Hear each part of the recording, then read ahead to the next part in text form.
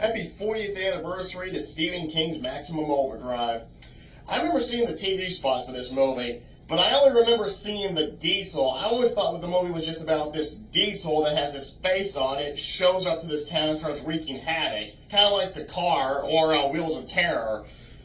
I didn't know it was about every machine on the planet coming to life. And I also have memories of it having more of a skull-like face instead of the Green Goblin face. But when I saw the VHS cover, I was like, okay, I guess that's not what I saw. But I remember seeing that VHS cover a lot, and I mean a lot, but I never wanted to rent it. Then my older brother and a friend of his rented it. I went up to his room and watched it with him, but as soon as that steamroller sequence happened, you see that little boy go up, I got him and ran out of the room. The next day, I went into my brother's room while he was still asleep. I popped it out, grabbed it, and I watched. I just fast forward past to that part where when they showed the boy riding off his bike. So I just picked up where I left off. This movie is loved and hated by many. It's loved for those who love it for its cheesy fun. It's hated by those over the fact that it's a really bad movie. I heard that Stephen King himself has even labeled it the worst film out of all the adaptations, and he's the one who wrote and directed it. And I didn't even know he had anything to do with it until the mid-90s when I finally noticed his name on the title. And then I picked up the VHS cover and read the back, and I was like, he directed this? I didn't notice that whenever I watched it. When I first saw that, it opens up with the Earth underneath, you turn on that green thing, shield around it, what I should miss because of the comet tail, the Rita M comet. And it lets us know how long that we're gonna be in its tail. And then all the machines on Earth start coming to life. Now, in my memory, I kind of remember this having more of a Terminator 2 opening. Remember how serious that was and all that stuff? And then it shows that sign telling the temperature and this, and then the F word followed by U. I remember that had still done the more serious stuff. And when it comes to the ATM machine scene with Stephen King's cameo, everyone is saying, "Are you an a-hole?" I remember him just going, "What?" And then it just says a-hole, a-hole, a-hole. But that's not how it goes. It has more of a silly opening. And I'm like, well, what is wrong with my memory? This is not what I remember. And when it comes to the Stephen King cameo, when he goes, honey, come on over here, Sugar Plum. This door machine's calling me an a-hole. Missed opportunity. He should have been dancing with the music. Because of that beat for that AC/DC song, Who Starts. It's just him going like this, like that. He should have been dancing to it like do. That's what Stephen King should have been doing. Like it goes around the roll and he could hear the music. When we cut to that bridge scene where it goes up, but the light's still green, all those cars are tipping, those watermelons are falling, that dumbass gets on that truck, starts to drive away when he's on the very top, so he's not like, just get on the dang thing and run for it, you idiots! And he falls over, that motorcyclist falls over. It's so funny. We get that AC/DC, then we see the Goblin Face truck pull into that diesel stuff, on the truck stuff. I heard when they made this for the film, it looked so convincing. Truckers were even pulling up to get gas and go into the diner, and they had to put up a sign to let them know it's a movie set, not an actual truck stop. I heard Badly's Not Included had the same problem with that diner because people kept coming in and sitting down and wanting to order. Yeah, boy, I bet it sucks when you have to film movies and have scenes like that. Well, we get introduced to Neil Yesves's character, Bill, and Pat Hengel's character, Bubba. He only hires people who are on parole so he can get them to work free overtime. And then we meet the hitchhiker and the religious Bible salesman. And we also meet the little boy who is the son of one of the guys who works at the truck stop. Man, okay, when that guy stops pumping, what do you do when the pumper stops pumping? You look it right in there and like, what the heck is clogging you up? And then it sprays him in the face. Now, when it comes to that AC/DC, say that cha-cha-cha, I swear, I remember hearing people singing out the word chop. Chop, chop, chop, chop, chop. Yeah. And then the motorized knife, the cutting knife, it turns itself, cuts the waitress on the hand, cuts her on the foot, and Emilio's character, Bill, gets the hammer and kills that. The baseball field. the soda machine. I've never seen soda machines that shoot out like that. It's always and it stops right there. You pick up. This one's got, you gotta go like this to catch it. It's just so dumb. You can easily tell this was built for that. But if those things do exist, make sure you're right here. Have your hand perfectly lined up and catch it when it comes out. It kicks the guy. It hits him in the head with a soda can so hard it kills him. The boy, he puts on the catcher's mask and it starts firing. It knocks out every kid in the field with the cream soda. And then that one falls over. That steamroller shows up. Now this was supposed to be more violent tone, but the MPAA ordered Stephen King to remove it. So I heard he had to cut like it was either 11 seconds of this scene to avoid an X rating, because it does show the little boy get mowed down by that thing. And then the main one gets away. Okay. His father, even though he's got diesel in the eye, is trying to go and find him. And what do you do when you go and find him? Well, you pick up your keys, you let him slip in your hand, and you bend down to pick him up and only get hit by an oncoming diesel. Yeah, the journey to go save his boy ended before it had a chance to get started.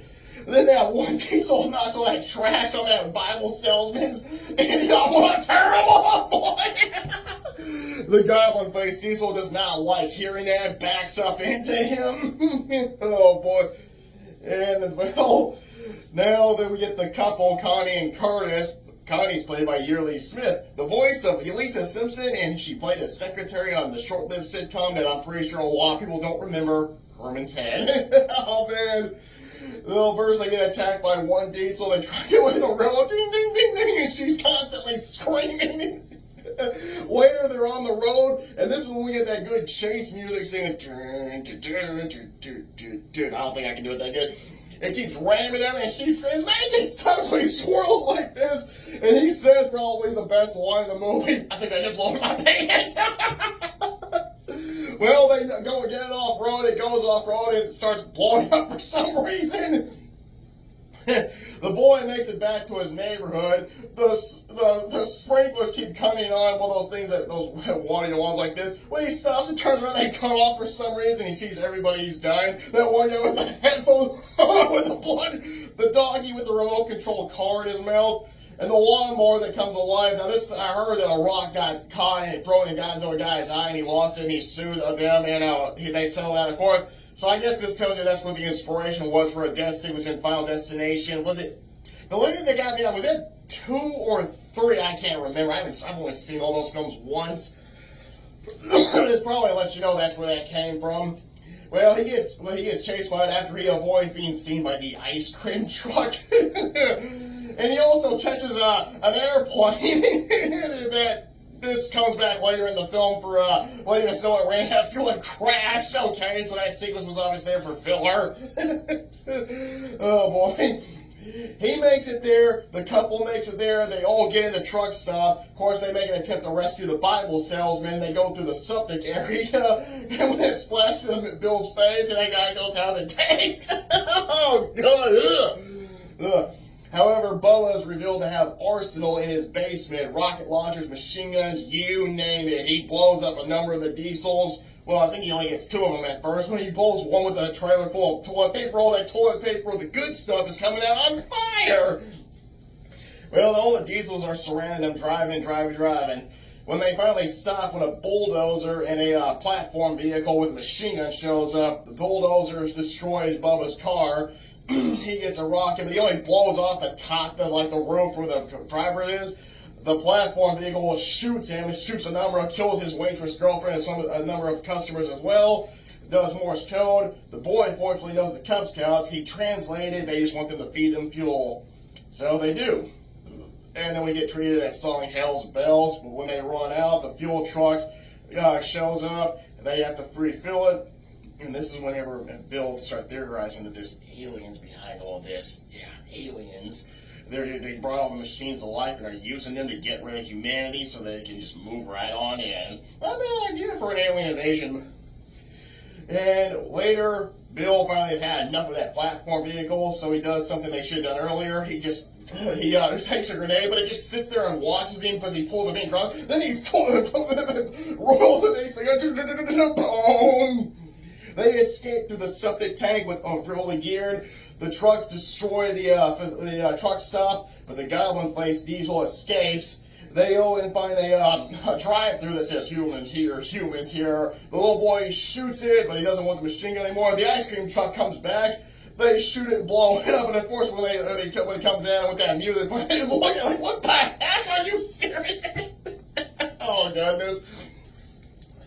And they get to this area. They're planning to go to this island where they don't even allow machines. But of course, they gotta have the goblin-faced Diesel do one more guy. A guy who stupidly takes this diamond ring off this woman who got choked to death from a window rolling up from her car. And he just does the traditional, oh, there's nothing I can do but stand here and scream as it's coming right towards me. And then we get this lame sequence when it's coming. You see the animated bullets hitting the thing. Bill gets the rocket launcher, says, adios, mother ducker, and fires, get it right in the mouth, the perfect spot, and then we get that music, and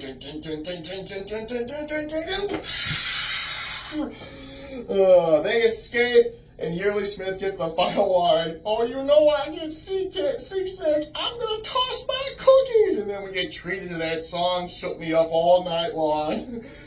Oh, man, Maximum Overdrive. This is a movie that I know why it's hated. It is a bad film, but it's fun for me. It can be fun for many, but it can also be really bad for others. And my brother doesn't like it, but I know a lot of people that do like it. When I was talking about it back in the early 2000s to a coworker, he said it was better than Trucks, the television remake that aired on USA back in '97. I've only seen bits and pieces of that. I've never seen the whole movie. I've read the short story, so I know what the differences are. The short story, to me, I wanted more. I always wanted to know why couldn't Stephen King take his movie and just rewrite it into a novel. Then you could get a better ending with that goblin-faced Diesel, more like a chase sequence. I would love to see that, or read that in this case. But yeah, Maximum Overdrive, it's on Tubi, it's on YouTube. Check it out if you haven't seen it. There's a 50% chance you're going to hate it. There's a 50% chance you're going to love it in Guilty Pleasure. Because Guilty Pleasure is the reason why everybody loves it. Because all these YouTubers who talk about it always praise it.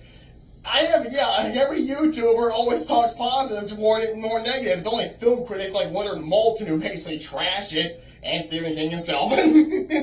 But yeah, check it out if you haven't seen it. I definitely will recommend it. It's on my top 10 favorite guilty pleasure films. Alright, well, happy 40th anniversary to all you who made it. And Stephen King, well, I know you can't stand that film, but I'm still going to wish a happy 40th anniversary to your film, Maximum Overdrive.